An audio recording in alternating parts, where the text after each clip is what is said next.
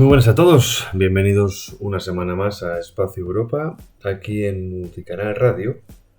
Y una semanita complicada, en varios frentes, ahora veremos por qué, pero sobre todo por el frente este, es decir, la antigua URSS.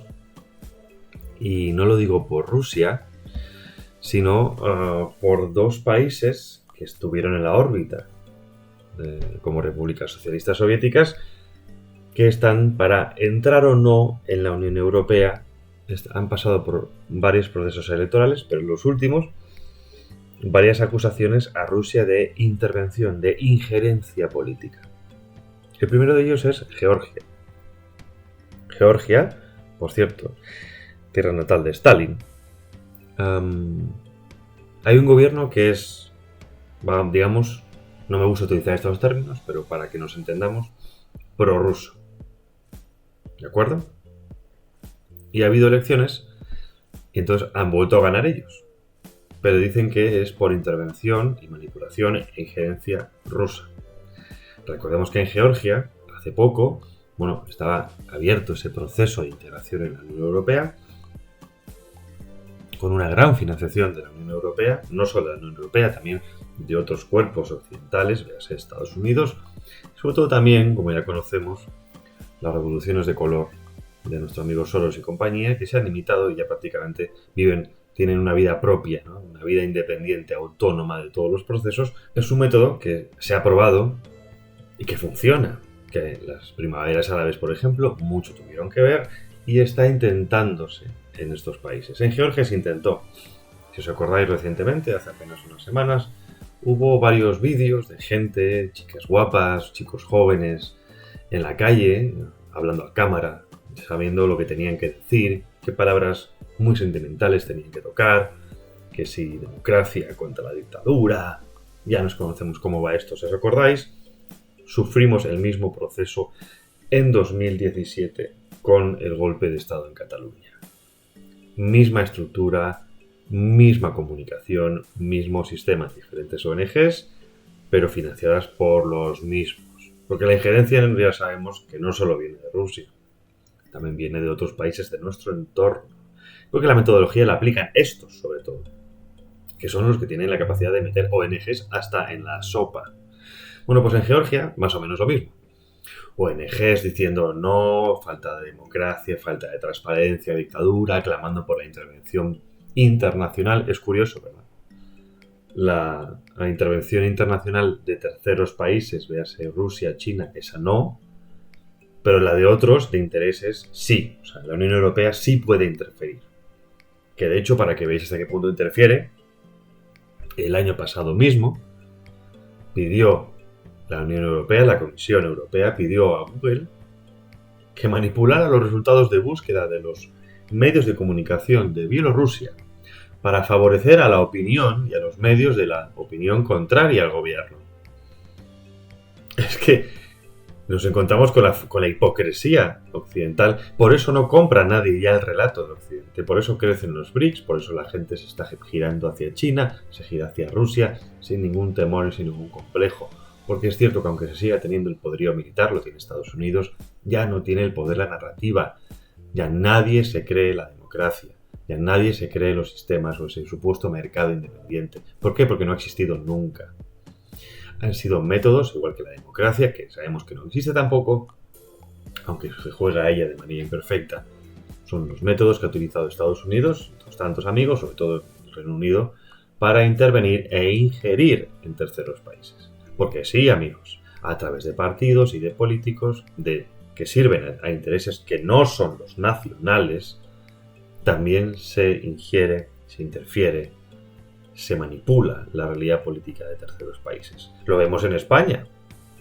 Prácticamente ningún partido del arco parlamentario sirve a los intereses nacionales. Eso es una injerencia internacional en la soberanía española. Si es que existe esa palabra respecto a la soberanía española, ¿no? Es exactamente lo mismo. Pues así ha pasado en Georgia. Y si nos fijamos en algunas ONGs, nos encontraremos, os invito a ellas, nos encontraremos a los mismos de siempre. Open Society Foundation de Soros, Ford Foundation, Rockefeller, Departamento de Estado de Estados Unidos, Comisión Europea, Gobierno de Suecia, los de siempre. Si es que ya nos conocemos, si es que nada ha cambiado. Y lo mismo en Moldavia. En Moldavia hay un gobierno también pro-occidental en este caso. Y en las elecciones, a pesar de que han ganado, al menos digamos un referéndum a favor de la Unión Europea, pues dicen, han clamado que hay injerencia. Injerencia rusa. Entonces ya, llamada internacional, por favor, nos tienen que socorrer, esto es insufrible. Es decir, estás pidiendo que otro entre cuando estás criticando que otro entre. Pero alguien va a entrar. Y este es el tema. Que alguien va a entrar. Que ni la líder de Moldavia, ni la presidenta de Moldavia, ni el presidente de Georgia realmente trabajan para sus pueblos. Que esto es la gran desgracia que tenemos desde hace muchísimos años. Tú ya no trabajas para tu pueblo, sirves a otros intereses. Y en el caso de todo este bocadillo de países que tenemos, entre lo que se ha considerado siempre Europa Occidental y Europa del Este, y Rusia, todos esos países son zona de conflicto geopolítico, zona de interés económico y conflictos militares latentes, hasta el punto en el que hemos visto la guerra de Ucrania. Es decir, que no es moco de pavo lo que tenemos a nuestra derecha europea o a la izquierda de Rusia. Porque tradicionalmente ha sido escena o zona de influencia de Rusia. Y es cierto y es innegable que la Unión Europea y a través de la Unión Europea Estados Unidos ha estado absorbiendo esa zona de influencia del antiguo imperio soviético, si lo queremos ver así. Algunos dirán, bueno, pero es que Putin, dictadura, autoritarismo, que da igual eso. Da exactamente igual. En análisis geopolítico estricto da exactamente igual si eres una dictadura autoritaria o no, o blanda o más dura, da exactamente igual. El caso es que lo haces. Y quien se ha expandido hacia el este es la Unión Europea. Y quien sigue haciendo injerencia en terceros países, aunque solo sea y suene muy bien por el tema del respeto de los derechos humanos, la expansión de la democracia, es la Unión Europea. ¿Que todavía vivimos mejor aquí que en Rusia? Pues seguramente. Pero es que, repito, eso no tiene nada que ver.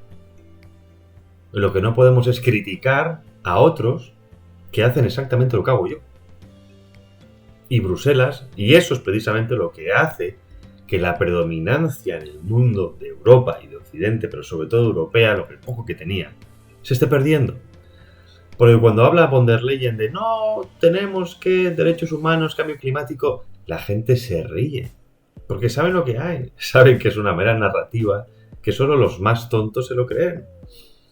Los más tontos o los más interesados, porque esto todo es un negocio. Y la integración de nuevos países en la Unión Europea también es un negocio. Porque las empresas, ya sabéis cómo funciona la expansión del mercado, siempre necesitan nuevos mercados. El capitalismo financiero que vivimos necesita nuevos bocas que comer, nuevos mercados que invadir. Y ahí entra la Unión Europea y obviamente Estados Unidos. Porque, repito, y lo hemos hablado, pero vuelvo a repetir la cifra, para 2030 se plantean 9 países más. Somos 27, seríamos 36 en 2030 si se cumplen los planes de integración de 8 países más Ucrania. Todos los Balcanes occidentales, más todos los que hemos mencionado. Más Ucrania. Que está en guerra, recordemos, que un tercio del territorio no lo tiene controlado Kiev. Que además, como pude preguntar, no tienen planteado ahora mismo la integración territorial de esa parte del país. Indirectamente lo están dando por perdido. Pero sigamos haciendo injerencia en terceros países. Ojo, esto lo hace todo el mundo, Es el juego de la política. Esto es así. Lo tomas o lo dejas. No estoy yo criticando el hecho. Si fuera presidente haría exactamente lo mismo. Lo que critico es que se critique el hecho. Porque Rusia lo hace y calla. y no critica a los otros. O al menos antes, cuando podíamos ver medios rusos, no veíamos que criticara mucho. Otras cosas sí, y demasiado obvio también, y mucha propaganda. Cuando podíamos ver los medios, porque ahora ya no podemos verlos. Ahora solo podemos ver la versión que nos da Bruselas, que es la buena. Ahora solo podemos ver la versión que nos da Washington, que es la buena. Ahora solo podemos ver la versión del Foro Económico Mundial, que es la repera. Así que imaginaos lo que viene por delante. Porque estos conflictos, Ucrania, Moldavia, Georgia, son solo los primeros. Son solo los primeros. Porque a medida que esto se vaya expandiendo hacia la derecha o hacia el este europeo, los conflictos se irán expandiendo. Y mientras tanto, Christine Lagarde, presidenta responsable del Banco Central Europeo, ya sabéis, esta francesa de dientes blancos como la nieve, y que está a favor, por ejemplo, durante la pandemia, de eliminarnos nuestra poca libertad que nos queda, en este caso impositiva, que la quería también absorber el Banco Central Europeo, ahora ha dicho que la dominancia, que el mundo basado en la dominancia del dólar está aquí para quedarse, y lo dice mientras la Unión Europea entra en una crisis económica, continúa la crisis económica. Y digo continúa porque las cifras que nos presentan muchos de los países es sobre la pérdida anterior. Y aunque hayamos crecido un poco por ciento, no es crecer como otros países. La sobreregulación europea está asfixiando la economía europea. Y esto lo ha reconocido Draghi. También un gran burócrata europeo, Mario Draghi, con su informe reciente, que dijo: la Unión Europea está siendo asfixiada por sobreregulación y por medidas económicas que no han servido para mejorar las condiciones de vida de los europeos, y que además ya sabíamos cuál era la propuesta, que era más deuda. Para salvar a los europeos hay que pedir más préstamos, más dinero, más inversión pública. Por lo tanto, va a ahondar más en el problema. Aquí ya sabéis que no se da una puntada sin hilo. Y aquí, por supuesto, sabéis que nadie es tonto. Y por supuesto también entenderéis que nadie falla a posta. Entonces, cuando tienes todo esto junto, personas inteligentes, que toman decisiones, que llevan a errores, que aplican medidas, que llevan a más errores y que hacen empeorar la situación, pues quizá una vez puedas entender que es un fallo. 2,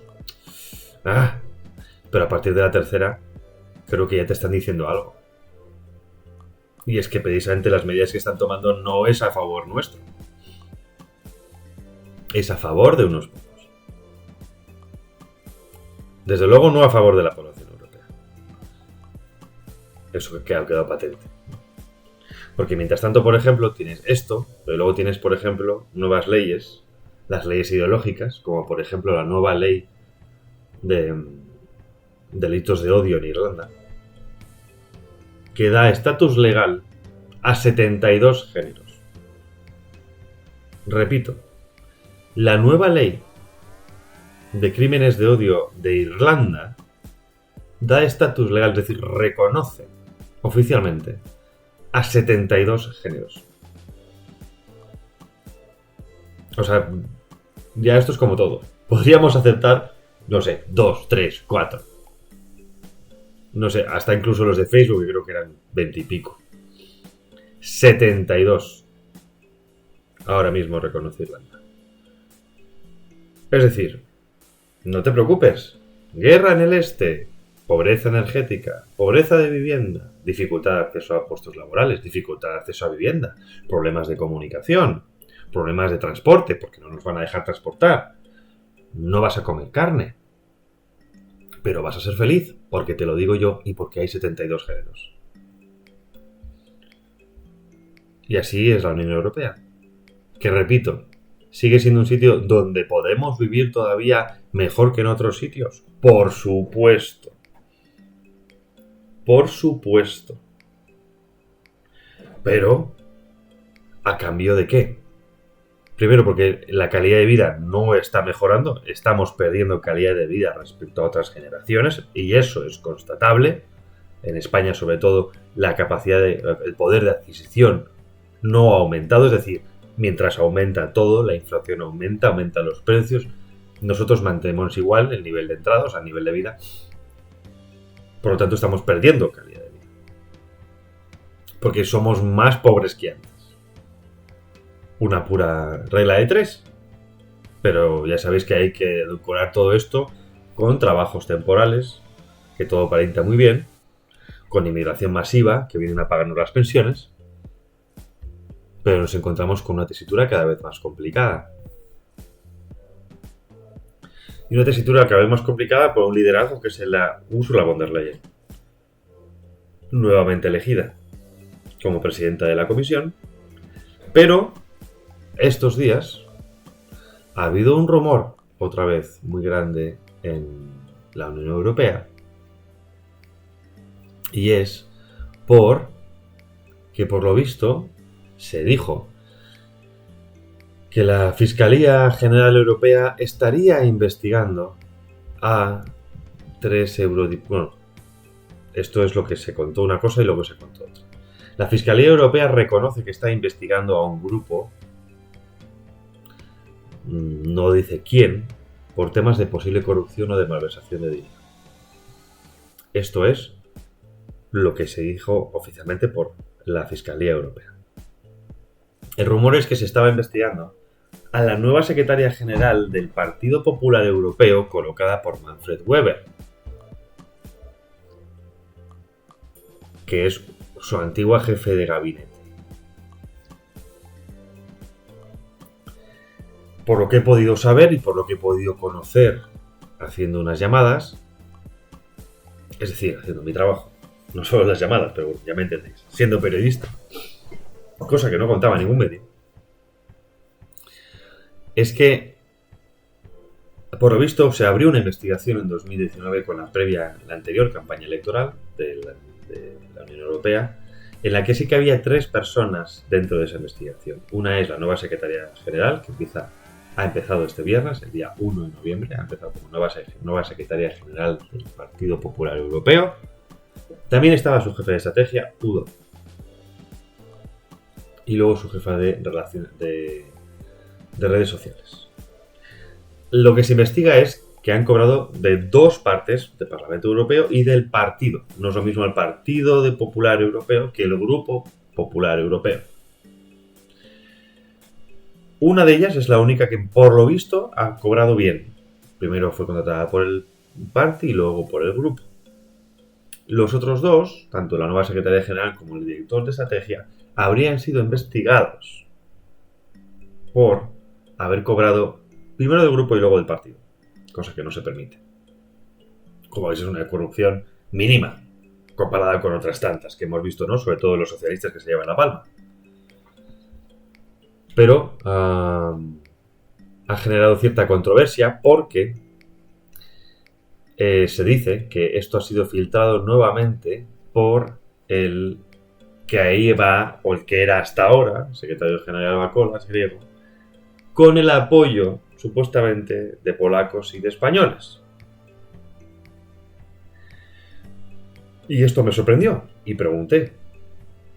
Y es que, por lo visto, no hay muy buena sintonía entre estos países con Manfred Weber, porque es que además de ser alemana la presidenta de la comisión, tienes a un alemán como presidente del grupo, de tu grupo. Recordemos que von der Leyen también es del mismo Popular Europeo, porque además los dos son del grupo CDU alemán, los cristianodemócratas.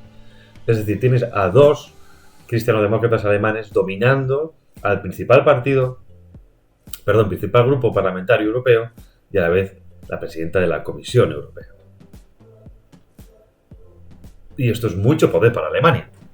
En parte esta rivalidad se puede entender la expulsión que hizo Le Pen de los alemanes de AfD, la Alternativa por Alemania, porque era otro francés, era otro alemán en un grupo con pintas de superar al anterior, y entonces era importante que, ya sabéis, batallitas europeas, porque cuando nos dicen que Europa está unida, pues no está unida ni mucho menos, ¿no? Se fuerza la unidad, que es diferente. Muy diferente a lo que nos quieren plantear. Porque la unidad luego, ya sabéis, la cabra tira al monte y tú tiras para tu país. Lo normal es tirar para tu país, como tiran los alemanes, tiran los franceses, tiran los italianos. Lo anormal es lo que nos pasa en España. Que nuestra clase política mira por los intereses de todos ellos menos de los nuestros. Pero bueno. En fin, es desesperante. Es desesperante. Pero no hay que parar, hay que continuar. Lo importante son las cicatrices, recordad, no las victorias, las cicatrices. Y algunos ya acumulan muchas. Importante, semana que viene, con eso termino y damos paso a la entrevista del invitado de la semana.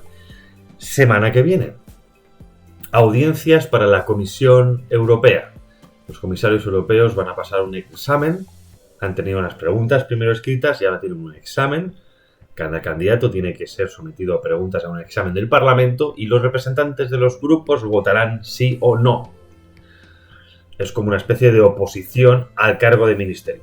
Que ojalá tuviéramos ese examen en España, de los ministros, ¿no? Que tuvieran que presentarse en el Parlamento y ser aprobados por el Parlamento, no puestos a dedo por el presidente. Pero, bueno, lo que pasa es que coincide con las elecciones. Las hearings, las audiencias empiezan el 4, terminan el 12, las elecciones son el 6. Y algunos ya rumorean que se va a intentar aprovechar por parte de la Unión Europea, por parte de Bruselas, de la Comisión, de que las audiencias pasen un poco así a puntillas respecto a las elecciones estadounidenses para no hacer mucho ruido. Pero bueno, de esto hablaremos la semana que viene.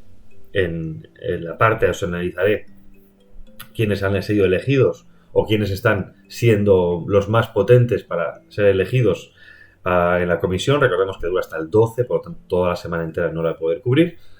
Y luego tendremos a un analista experto en política estadounidense para hablar de las elecciones muy importantes, repito, también porque así como Biden ha servido para ciertas cosas en Europa, recordemos que Trump desde el otro lado también puede hacer un efecto dominó europeo. Y esto es lo que nos interesa, al menos aquí, analizar. ¿Quién gana y qué efectos puede pasar? Y eso lo tendremos la semana que viene. Nada más, nos vamos a publicidad 2 minutos y estamos de vuelta con nuestro invitado de hoy, Gustavo Morales. Hasta ahora. Sumérgete en los entresijos de la contabilidad de una manera accesible y práctica con Cómo leer un balance sin ser economista.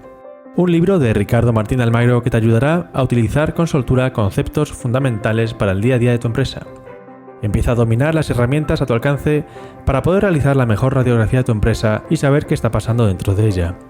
Con un enfoque decididamente funcional y de la mano de numerosos ejemplos ilustrativos, Cómo leer un balance sin ser economista es la mejor introducción posible al desconocido mundo de los activos, los pasivos y patrimonios netos para quienes no quieren hacer de ellos un estorbo, sino un aliado para su éxito laboral.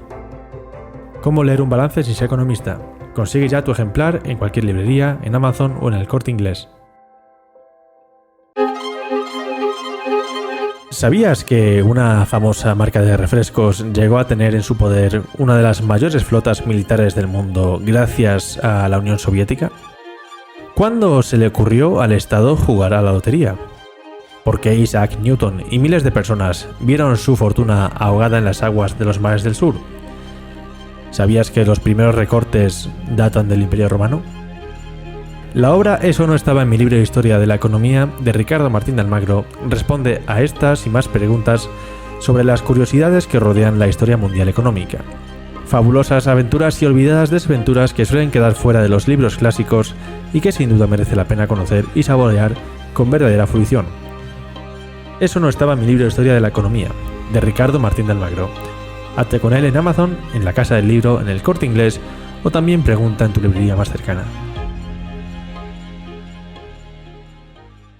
¿Te imaginas una escapada a tan solo 80 kilómetros de Madrid, rodeado de viñedos y la serenidad de la naturaleza? Bienvenido a Hacienda Villarta en Escalona, Toledo. Descubre nuestro exclusivo alojamiento rural en www.fincavillarta.com, un refugio de encanto donde el descanso se mezcla con la tradición vitivinícola. En Hacienda Villarta no solo te alojas, sino que vives la experiencia del vino. Nuestras bodegas te esperan para catas inolvidables y recorridos entre viñedos. Despiértate con la frescura del campo, explora los senderos que rodean la finca y sumérgete en la cultura vinícola toledana. A media hora de Toledo y del parque temático Puy du Fou. Haz de tu escapada algo extraordinario en Hacienda Villarta. Reserva hoy en www.fincavillarta.com y descubre la magia a tan solo un paso de Madrid. Reserva este espacio para eventos familiares, reuniones de amigos, empresa, negocios. Visita www.fincavillarta.com o llame al número de teléfono 913441990. Llama ahora para reservar tu experiencia única en Hacienda Villarta. Recuerda, fincavillarta.com o 913441990.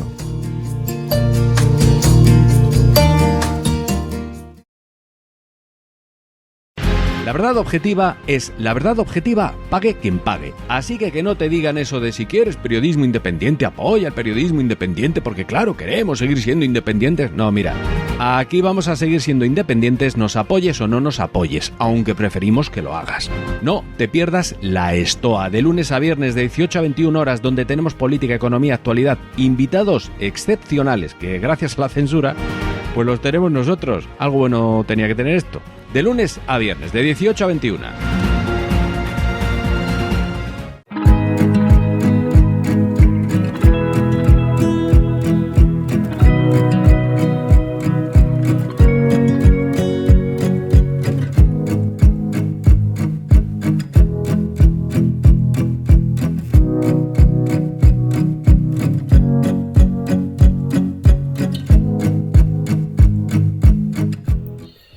Muy buenas a todos, ya estamos de vuelta a la publicidad con nuestro invitado de hoy, Gustavo Morales. Gustavo Morales es un periodista de pura raza, de los que ya no quedan. He tenido la suerte de que fue mi profesor, mi mentor, ha sido periodista de guerra, tiene experiencia en el sector más que de sobra, más que acreditada, más de 40 años la avalan. Ha sido director de diferentes medios de comunicación, de diferentes periódicos, diferentes revistas, corresponsal de guerra. Cubrió la guerra irano-iraquí de los años 80. Y precisamente para hablar de esto, de Irán y de guerra, le he querido invitar de nuevo hoy con nosotros. Hola, buenos días, saludos a todos. Quería empezar por algo que saltó en los titulares ayer, antes de ayer, si no me equivoco, que es el nuevo líder de Hezbollah, después de que volaran por los aires a toda la cúpula mayor, a toda la cúpula principal, después también eliminaran a los que sonaban como segundos, y ahora el eterno segundo, que así se le ha llamado, Naim Qassem, ha sido elegido como líder de Hezbollah. Es un tipo que no tiene el carisma que tenía el antiguo líder, Nasrallah, pero que va a continuar, al menos es un plan continuista con lo que ha estado haciendo Hezbollah en los últimos años. Quería preguntarte, ¿qué opinas al respecto? ¿Esto es la muerte definitiva de Hezbollah? ¿Hezbollah va a aguantar la embestida de Israel? ¿O es simplemente un paso más por lo que llaman los israelíes en los 7 frentes? Bien, cualquier país donde se agrupe cualquier tipo de resistencia anti-israelí se convierte automáticamente en un objetivo de las autodenominadas fuerzas de defensa israelíes. Ocurrió con Jordania, cuando se instaló allí la Organización de Liberación de Palestina, comenzaron los ataques israelíes contra las bases de la OLP, que llegaron a crecer tanto que intentaron ser un Estado dentro del Estado, por lo cual el rey Hussein de Jordania se vio forzado, entre comillas lo de forzado, a provocar el Septiembre Negro, que es la expulsión de los palestinos del territorio jordano. Cuando ocurrió esto, los palestinos se fueron a Líbano, y en Líbano comenzaron a hacer exactamente lo mismo y a construir una serie de bases. Pero el Líbano no tenía el perfil que tenía Jordania. En Líbano la mayoría del país, la minoría más importante, eran los chiitas. Y existía además también grupos cristianos armados que defendían a su manera la independencia del país.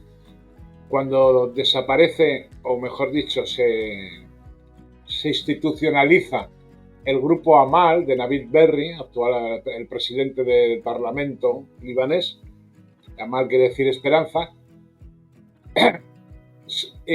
se mezclan bastante con la OLP y comienzan a practicar la política del secuestro de aviones, de tal manera que se llegaba a decir como chiste que TUA quería decir Travel with Amal.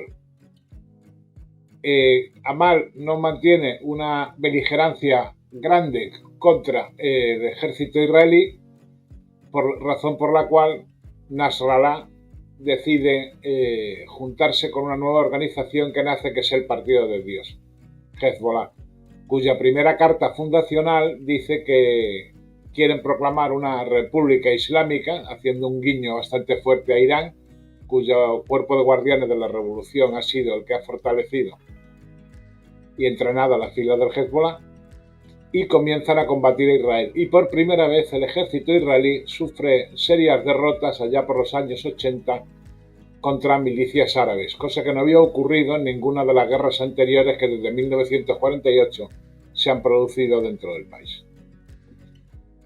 El Nasrallah llegó a ser el mejor secretario que ha tenido Hezbollah, de tal manera que incluso oficiales de alto rango del Mossad dijeron que Nasrallah era una persona inteligente, valiente y muy preparado, razón por la cual los israelíes hicieron la conocida atentado de los Vipers, de los buscadores de personas, y de los walkie-talkies que había encargado el Hezbollah a una empresa taiwanesa cuya filial en Hungría compra el Mossad para adaptarlos y servirlos.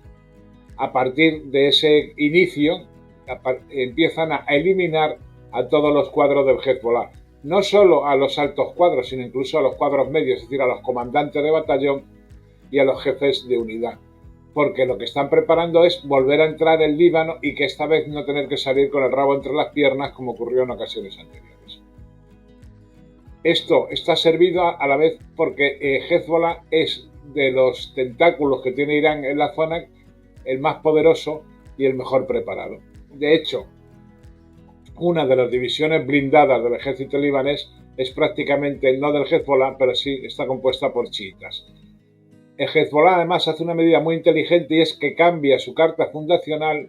Ya no quiere proclamar una república islámica, sino que quiere proclamar un Líbano independiente de Israel y multiconfesional, y acepta dentro de sus filas ya a los cristianos que anteriormente combatían con Michel Aoun o en las filas del Kataeb, de los Kemalí.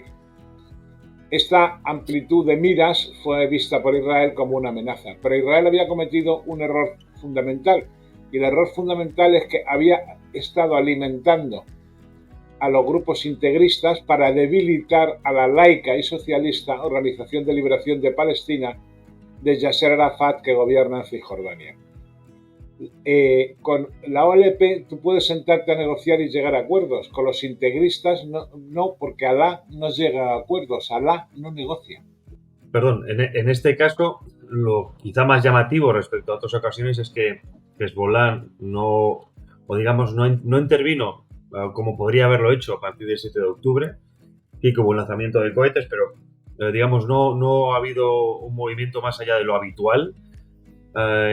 Entiendo que en este caso Israel lo que quiere es quitarse por encima, ante todo, el enemigo Hezbollah, no tanto por Hezbollah, sino por la pinza que le puede hacer entre Irán y Hezbollah. Porque por Hezbollah por sí mismo obviamente no tiene la capacidad de vencer a Israel, o sí, o igual me estoy equivocando. No, Hezbollah no tiene la capacidad de vencer al Estado de Israel, porque el Estado de Israel, recordemos, es un Estado nuclear que posee bombas atómicas, como denunció el técnico israelí Desmond Tutu. Pero sí tiene la capacidad de impedirle avanzar hacia el río Litani, que es una de las franjas azules de la bandera de Israel, junto con el Éufrates, que es la otra, en la busca del Erez Israel, el gran Israel.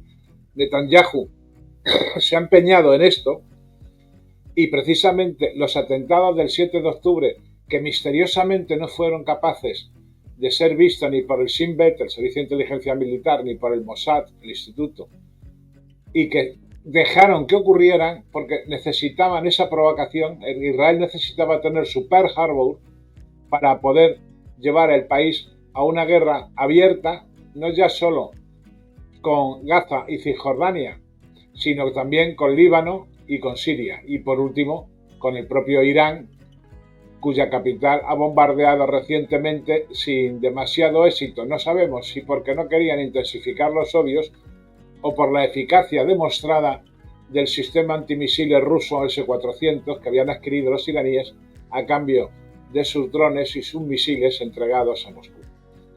Porque recordemos que en estos momentos en el mundo hay dos enfrentamientos entre los que están capitaneados por Washington y los Estados Unidos en Ucrania y los que están capitaneados por los BRICS, es decir, por Pekín y por Moscú. Y los BRICS están en un lado en la guerra que está provocando Israel y los BRICS están en otro lado en la guerra de Ucrania. Es decir, que en estos momentos hay dos puntos de fricción, de choque abierto entre los dos bloques. Cuando leemos, el otro día también saltó la noticia, Israel había avisado a Irán que iba a atacar. También leímos que Irán avisó a Israel de cuando iba a lanzar. Para quizá el espectador no ducho en estos temas, sorprende que los dos contrincantes se avisen de que van a disparar. ¿Esto entra dentro de una lógica o es una manera de pegarse bofetadas sabiendo que los dos son de alguna manera proxies, como tú acabas de decir, de dos bloques mucho más grandes? Efectivamente, ellos están comportándose respetando las alianzas que tienen. Irán no avisó directamente a Israel de que iba a atacar, y avisó al secretario de Estado norteamericano, es decir, avisó al Ministerio de Asuntos Exteriores de Estados Unidos, con el cual tiene relaciones desde las colaboraciones que realizó el general de la Guardia Revolucionaria Soleimani con las Fuerzas Armadas de Estados Unidos cuando combatían a los talibanes, que eran un enemigo común tanto de los Estados Unidos como de la República Iraní. Hablando con oficiales israelíes estos días, por ejemplo, en Bruselas se pasean mucho para intentar convencer a través de la narrativa, pero explica muy bien lo que hacen, ¿no? En contraposición quizá con nuestras fuerzas militares o menos occidentales, que hay una narrativa mucho más alejada de la realidad, y ellos mismos admiten que el objetivo de Israel es, en parte, ¿no?, atomizar lo que tienen alrededor y colocar a gobernantes de autoridad palestina o de otro tipo, pero digamos bastante más sumisos y con los que se pueda hacer una relación bilateral entre esa región e Israel, ¿no? Una especie como de gobierno de taifas con los reinos cristianos. ¿Estamos ante esa opción? ¿Esta opción es viable teniendo en cuenta lo que hay alrededor? Hablamos de Líbano, hablamos de Jordania, hablamos de Siria. ¿Es posible esta atomización hasta este punto?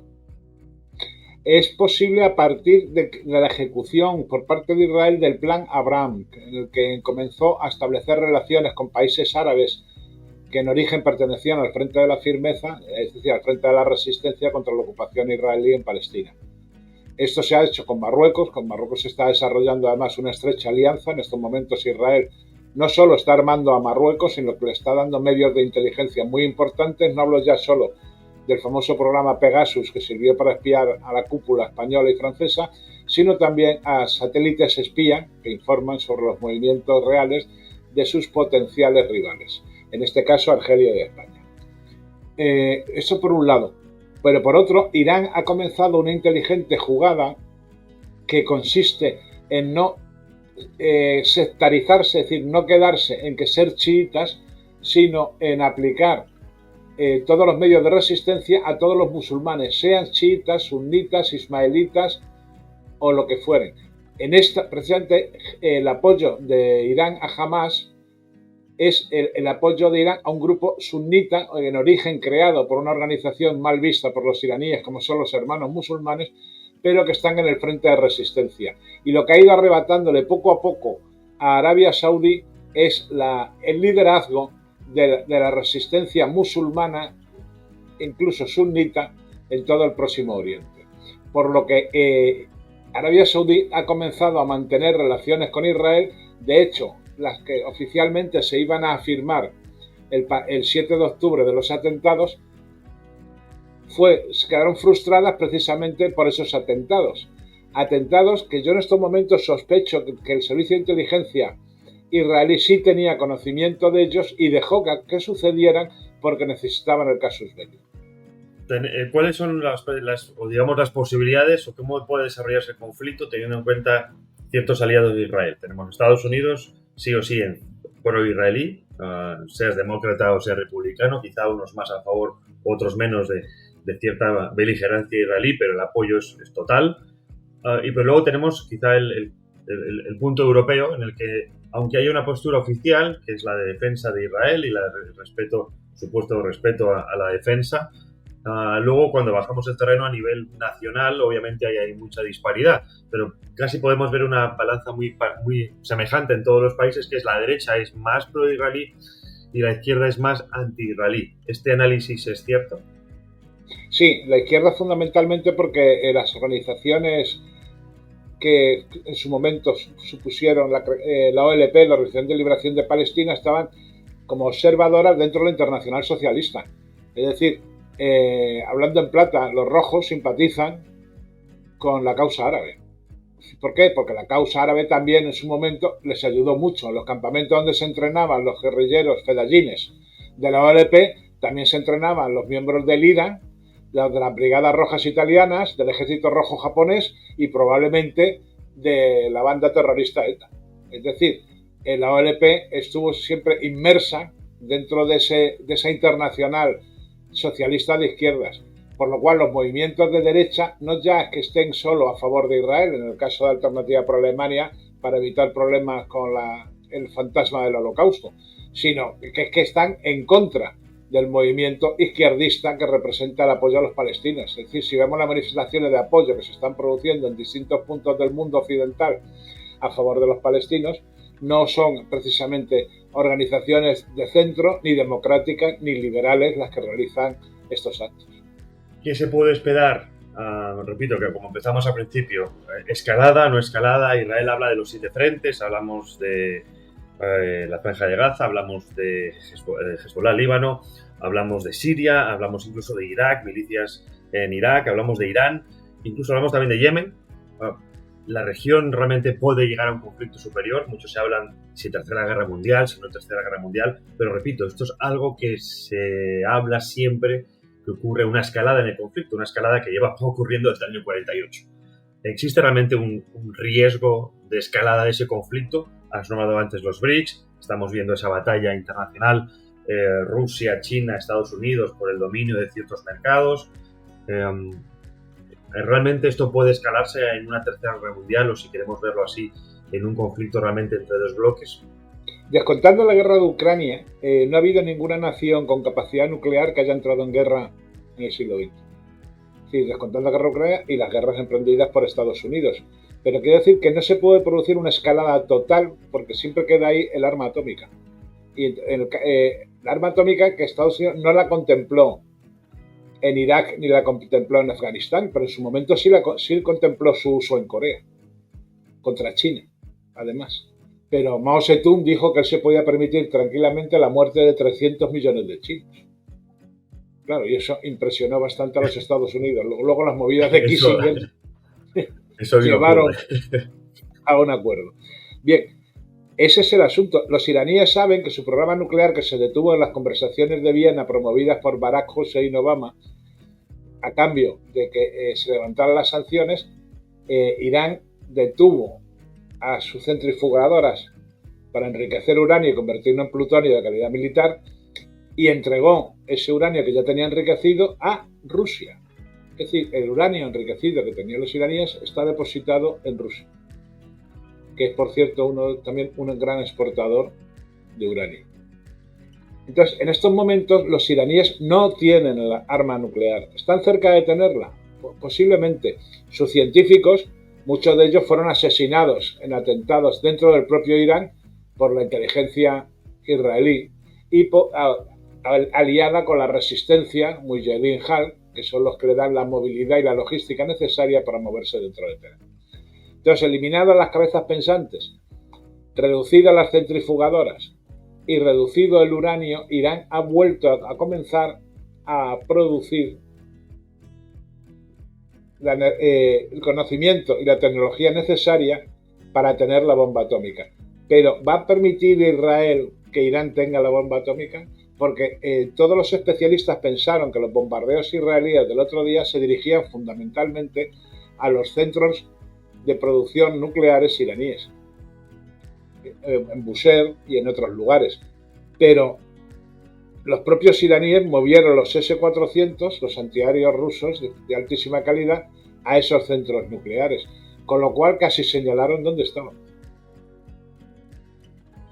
Es decir, Israel sabe dónde están y puede destruirlos, pero en la utilización del arma nuclear provocaría una oleada de rabia en el mundo, y no solo entre los tradicionales enemigos del Estado de Tel Aviv, sino entre sus propios aliados. Es decir, Polonia, que está entregada a Dios y Koz a Israel porque lo está a los Estados Unidos, Dinamarca, Finlandia, los países escandinavos, que han demostrado ser mucho más beligerantes y muchos mejores amigos de los Estados Unidos en esa guerra que se está luchando en Ucrania en estos momentos.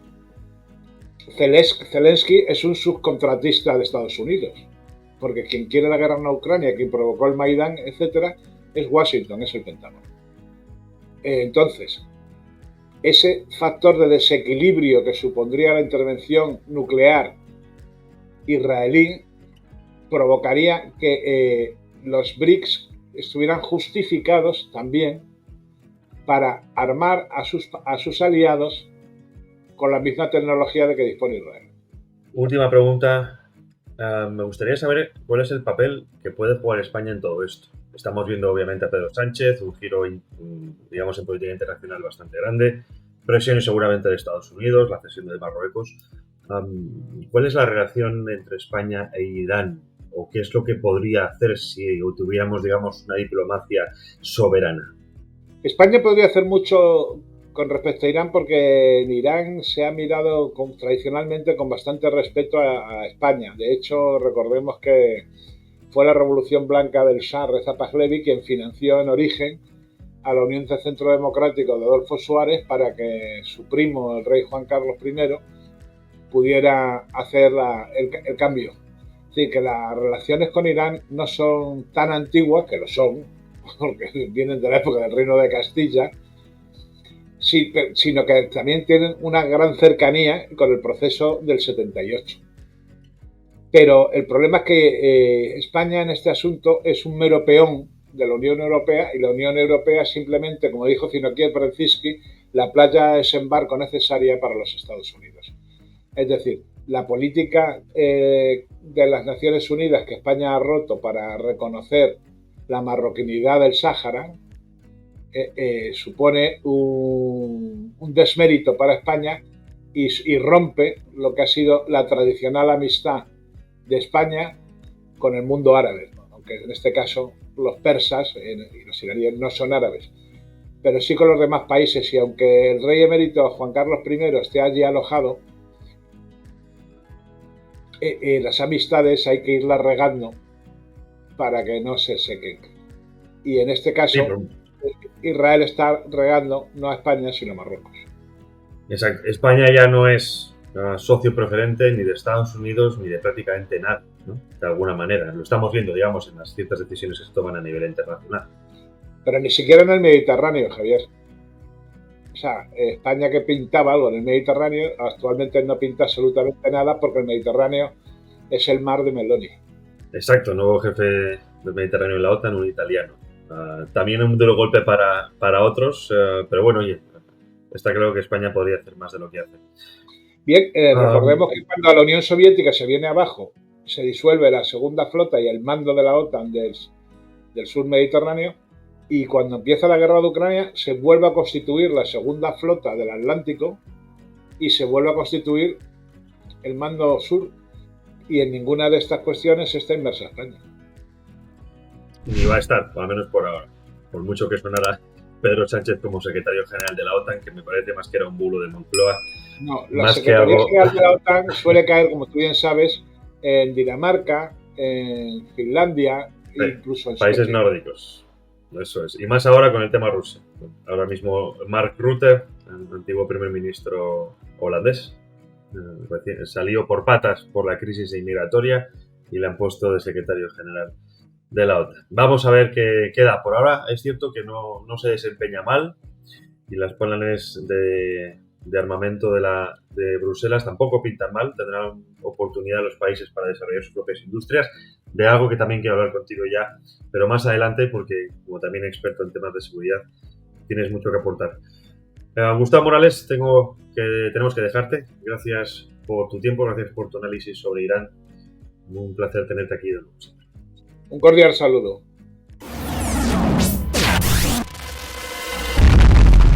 Cuando las noticias dan miedo, los que las contamos tenemos que dar más miedo. Sir, yes, sir. Multicanal Radio. A nosotros no nos compra nadie, por eso te necesitamos. Accede a patreon.com/multicanalradio. Cualquier aportación nos vale. Ayúdate a acabar con la dictadura sanchista. Bueno, ahí han escuchado a la entrevista a Gustavo Morales, un análisis perfecto de cuál es la situación actual de las cosas en Oriente Próximo, la tensión entre Israel e Irán que se traduce en conflictos en la región, pero que a su vez el conflicto entre Irán e Israel es un conflicto superior de bloques, en donde prácticamente podríamos decir que Israel e Irán son proxies de potencias más grandes, ¿no? O de dos bloques más grandes, el bloque occidental, liderado por Estados Unidos, y el bloque, digamos, antiimperialista, por llamarlo en términos casi de Guerra Fría, que serían los BRICS. No todos, pero algunos de ellos, sobre todo Rusia, China. En fin, hasta aquí hemos llegado por el programa de hoy. Pasad buen fin de semana, también feliz semana. La semana que viene, elecciones de Estados Unidos, no lo olvidéis, tendremos a un analista para hablar de lo que ocurre en este país, todavía primera potencia del mundo. Un fuerte abrazo.